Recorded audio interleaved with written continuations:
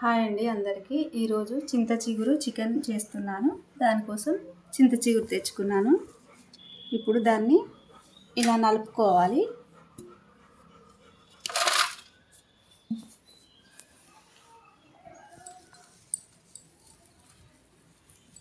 ఇలా నలుపుకుంటే దాని కాడలు ఇలా చెరిగినప్పుడు పక్కకు వచ్చేస్తాయి.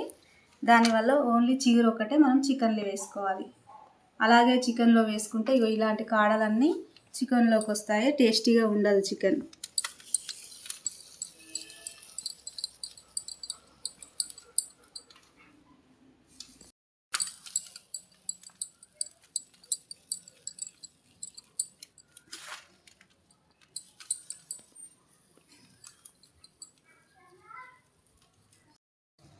ఈ సీజన్లోనే చింత చిగురు దొరుకుతుంది కదా, సమ్మర్లో మీరు కూడా చింత చిగురు చికెన్ చేసుకోండి. చాలా టేస్టీగా ఉంటుంది.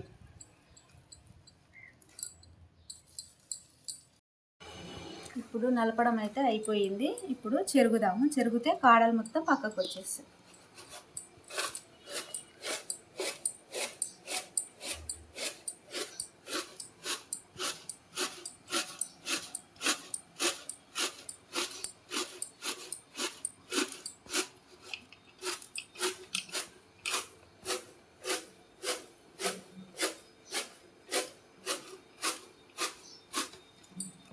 ఇట్లా కాడలన్నీ వస్తున్నాయి కదా, మళ్ళీ ఒకసారి దీన్ని నలుపుకుంటే దీనికి ఉన్న చిగురు మొత్తం ఊడిపోతుంది. కాడలని తీసేసుకోవాలి. ఎన్ని కాడలు వచ్చాయో చూడండి. ఇట్లనే చికెన్లు వేసుకుంటే చూడ్డానికి బాగుండదు, టేస్టీగా కూడా ఉండదు.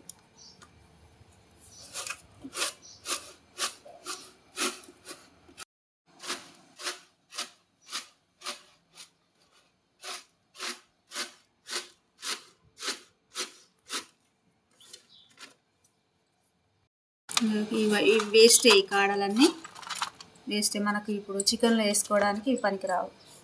ఓన్లీ ఈ చిగురే తీసుకొని కర్రీలో వేసుకోవాలి. ప్లేట్లోకి తీసుకుందాం.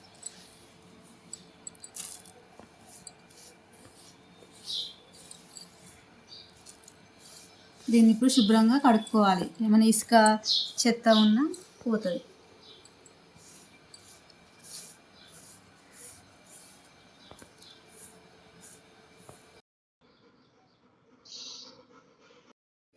చింత చిగురు అయితే నేను కడిగి పెట్టుకున్నాను. అట్లాగే చికెన్ కూడా కడిగేసి పెట్టుకున్నాను.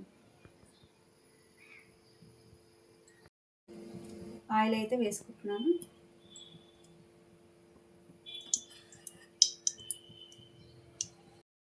ఉల్లిపాయ ముక్కలు వేసుకోవాలి.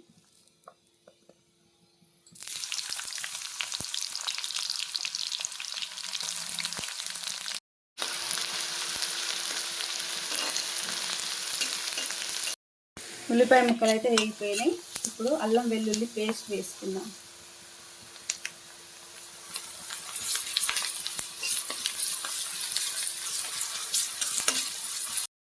కరివేపాకు, కొత్తిమీర కూడా వేసుకుందాం.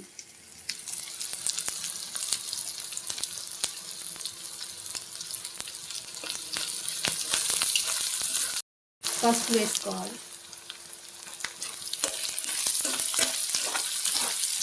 ఇప్పుడు చికెన్ కూడా వేసుకుందాం.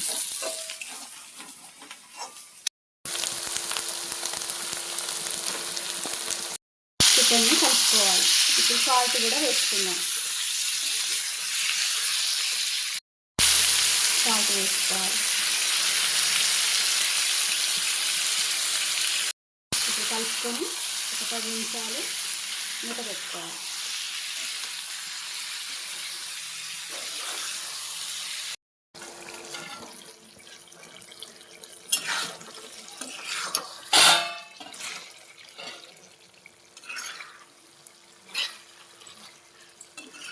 ఇప్పుడు కడిగి పెట్టుకున్న చింత చిగురు చికెన్లో వేసుకుందాం.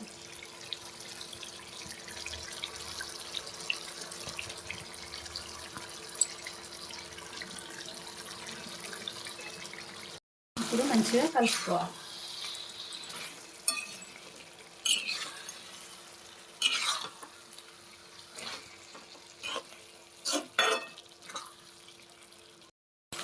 5 మినిట్స్ తర్వాత కారం వేసుకోవాలి. ఇప్పుడు మూత పెట్టుకుందాం. ఇప్పుడు కారం వేసుకుందాం. చింత చిగురు అయితే మగ్గిపోయింది.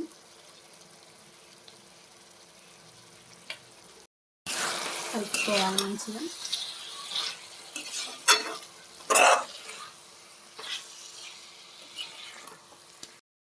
కొబ్బరి వేసుకోవాలి.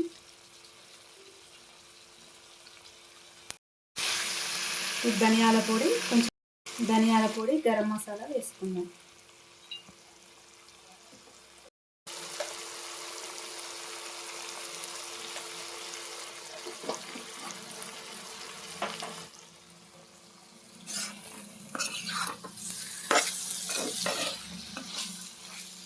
ఒక 2 నిమిషాలు ఉంచుకొని దించేసుకుంటే అయిపోతుంది.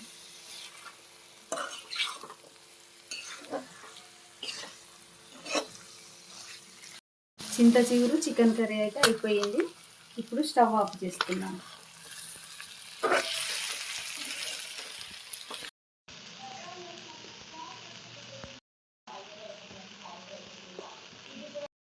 ఎంతో రుచికరమైన చింత చిగురు చికెన్ రెడీ అయిపోయిందండి.